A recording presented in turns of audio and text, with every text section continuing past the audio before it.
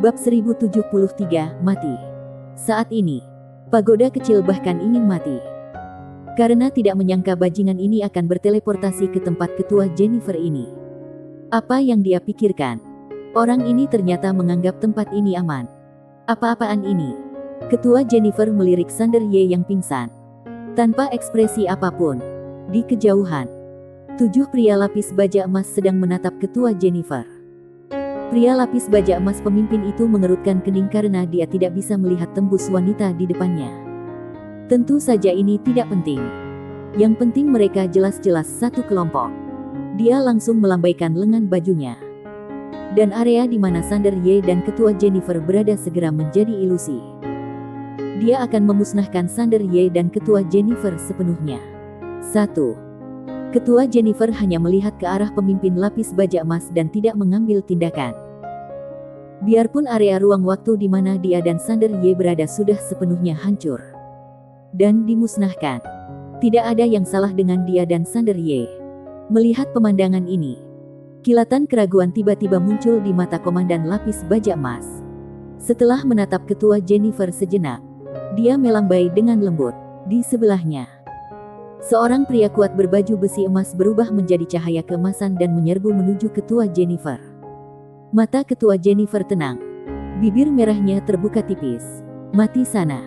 Bang. Dalam sekejap, pria kuat berbaju besi emas yang berlari ke arahnya langsung ditekan di tempatnya oleh kekuatan yang menakutkan. Dan kemudian langsung terhapus. Seolah-olah dia belum pernah muncul sebelumnya. Melihat pemandangan ini, mata komandan lapis baja emas itu tiba-tiba menjadi serius. Ketua Jennifer perlahan mengangkat kepalanya dan menatapnya. Komandan lapis baja emas itu terkejut. Dia mengepalkan tombak dengan tangan kanannya.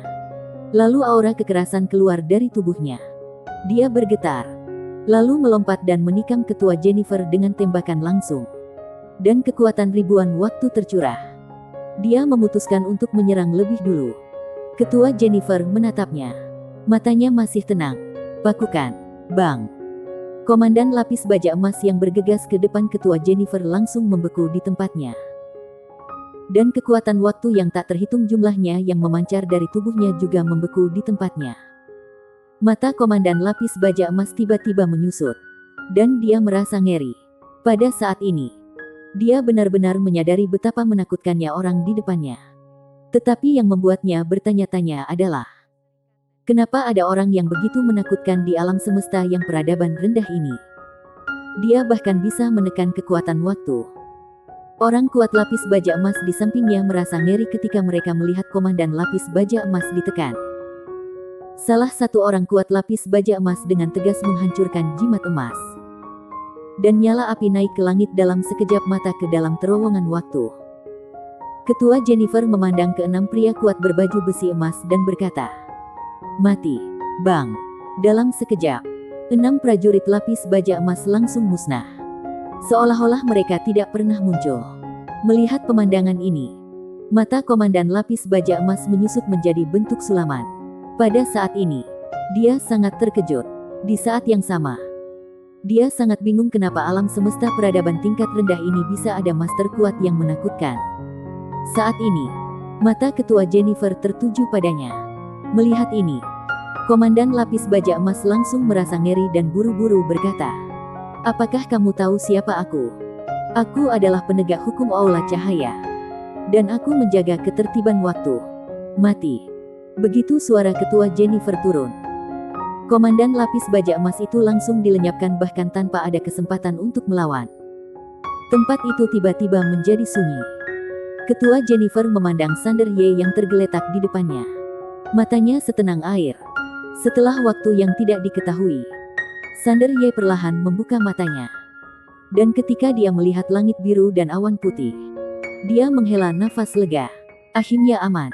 Seolah memikirkan sesuatu, dia segera duduk, lalu melihat sekeliling. Dan akhirnya matanya tertuju pada kota kecil tak jauh dari situ. Sander Ye sedikit bingung dan bertanya, "Hei pagoda, di mana ini?" Pagoda kecil berteriak, "Tuan Pagoda, aku Tuan Pagoda kamu, Sander Ye." Pagoda kecil berkata dengan sungguh-sungguh, "Ingatanmu belum pulih." Sander Ye mengangguk, "Masih agak kabur." Setelah pagoda kecil terdiam beberapa saat, dia berkata, kekuatan waktu memang dahsyat, dan bukan milik kekuatan peradaban kosmik tingkat 6. Sander Ye menggelengkan kepalanya keras-keras, dan rasa pusing di kepalanya tiba-tiba menghilang. Kemudian, dia melihat ke kota kuno di kejauhan. Tuan Pagoda, tempat apa ini? Pagoda kecil hendak berbicara. Pada saat itu, seorang wanita tiba-tiba berjalan keluar perlahan dari kota kuno tidak jauh dari situ. Wanita itu mengenakan jubah putih dan tanpa noda. Matanya tenang, seperti sumur kuno, tanpa fluktuasi apapun. Dia sudah berada di sana sejak dia masih kecil. Di kota, dia perlahan berjalan menuju Sander Ye. Melihat wanita berjubah putih dengan aura yang sangat kuat ini, Sander Ye sedikit bingung, karena dia menyadari bahwa dia agak akrab dengan wanita di depannya. Tetapi dia tidak dapat mengingat detailnya. Tapi yang pasti wanita di depannya pasti ada hubungannya dengan dia. Dan pasti sangat baik. Kalau tidak, pihak lain tidak akan membantunya menghadapi orang misterius lapis baja emas itu. Memikirkan hal ini, Sander Ye segera berjalan menuju wanita itu dan berkata dalam hatinya, Tuan Pagoda, siapa nama nona ini? Setelah pagoda kecil terdiam beberapa saat, dia berkata, istrimu. Sander Ye langsung tercengang. Istrinya? Apakah ini istrinya? Sander Ye sedikit tidak percaya istrinya memiliki aura yang begitu kuat. Dia tidak meragukan apa yang dikatakan Tuan Pagoda ini. Karena dia merasa Tuan Pagoda ini tidak akan membuat lelucon seperti itu. Sander Ye memperhatikan dengan cermat ketua Jennifer di depannya. Dia tersenyum tipis. Dia akui dia memiliki selera yang bagus di masa lalu.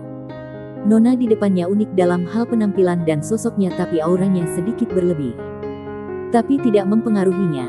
Dia bisa menerimanya. Saat dia sedang berpikir, ketua Jennifer berjalan ke arahnya. Dia tersenyum tipis, lalu secara naluriah meraih tangan ketua Jennifer. Istriku. Saat dia mengucapkan kata-kata ini, dia tiba-tiba terbangun dan berhenti dengan cepat karena dia menyadari ada sesuatu yang tidak beres. Wanita di depannya sangat cuek padanya. Sama sekali tidak seperti cara seorang istri memandang suaminya. Astaga! Wajah Sander Ye langsung menjadi gelap. Dia tertipu oleh benda yang disebut Tuan Pagoda. Dan saat ketua Jennifer melihat gerakan Sander Ye dan mendengar istriku, matanya masih tenang. Suasana hening. Tapi Sander Ye merasakan suhu di sekitarnya turun tiba-tiba seolah-olah dia sudah jatuh ke dalam gudang es. Dan hawa dingin yang menusuk tulang langsung menyerang seluruh tubuhnya. Wajah Sander Ye berubah. Dia segera melepaskan tangan ketua Jennifer dan hendak berbicara ketika ketua Jennifer tiba-tiba melambaikan tangannya dengan lembut. Dalam sekejap, sisa kekuatan waktu di tubuh Sander Ye langsung terhapus. Bersamaan dengan itu, semua ingatan dia datang seperti air pasang. Dan Sander Ye merasa kepalanya seperti akan meledak. Setelah sekian lama, ekspresinya berangsur-angsur kembali tenang. Memori dipulihkan. Ketika ingatannya pulih, Sander Ye berkeringat dingin dan berkata dengan suara gemetar, Tuan Pagoda, apakah kamu gila? Istri. Sander Ye mati rasal. Tuan Pagoda sialan ini mencoba menipunya. Sungguh keterlaluan. Apakah Tuan Pagoda ini mencoba menipu dia agar dapat mewarisi warisannya? Melihat Tuan Pagoda tidak menjawab, wajah Sander Ye tiba-tiba menjadi gelap. Tapi dia sedang tidak mood untuk peduli dengan Tuan Pagoda sekarang. Dia melihat ke arah ketua Jennifer di depannya. Dia ragu-ragu, dan kemudian berkata, maaf, aku kehilangan ingatan sebelumnya. Tidak bermaksud menyinggung. Dia masih sedikit waspada dengan wanita di depannya. Wanita ini sangat galak. Ketua Jennifer tiba-tiba berbalik. Dan wajah Sander Ye tiba-tiba berubah drastis. Dia merasakan matanya kabur. Dan tubuh serta jiwanya tiba-tiba terasa sakit. Dia sedang bergerak dengan kecepatan tinggi. Tetapi detik berikutnya, dia merasa sudah berhenti lagi. Sander Ye menghela napas lega. Dia melihat sekeliling dan mengerutkan kening. Alam semesta Gua Rixuan. Saat ini, dia ternyata kembali ke alam semesta Guanxuan dan berada di kota Guanxuan. Sander Ye menoleh untuk melihat ketua Jennifer di sampingnya. Wajahnya penuh keraguan. Apa yang dilakukan ketua Jennifer dengan mengajak kembali ke kota Guanxuan? Ketua Jennifer tidak menjelaskan apapun. Dia melihat ke kejauhan. Apakah itu terlihat familiar? Sander Ye melihat tidak jauh. Dan segera, dia mengerutkan kening. Dan matanya tertuju pada istana pengawal Guanxuan. Sander Ye masih sedikit bingung. Dan saat ini, seorang pria muncul di hadapannya. Sander Ye menoleh ke arah Ketua Jennifer. Bingung. Ketua Jennifer, kamu. Ketua Jennifer berkata dengan tenang. Apakah menurutmu dunia sudah menjadi tempat yang lebih baik? Sander Ye mengerutkan kening. Ketua Jennifer berkata lagi. Lihat saja. Setelah Sander Ye terdiam beberapa saat, dia memandang Fan Difang di istana pengawal Guanxuan. Di aula utama, Fan Difang berdiri di tengah aula utama. Di depannya ada seorang lelaki tua yang mengenakan jubah pengawal Guanxuan besar. Dengan tubuh tegak dan senyum lembut di wajahnya. Nama orang ini adalah Xiano Gan, yang sekarang menjadi tetua pengawal luar pengawal Guanxuan dan bertanggung jawab atas seluruh pengawal luar pengawal Guanxuan. Xiano Gan tiba-tiba berkata, "Seseorang datang." Setelah suara itu turun, seorang lelaki tua masuk perlahan sambil memegang nampan di tangannya. Di atas nampan itu ada satu set jubah brokat pengawal Guanxuan hitam dan sebuah tanda kayu.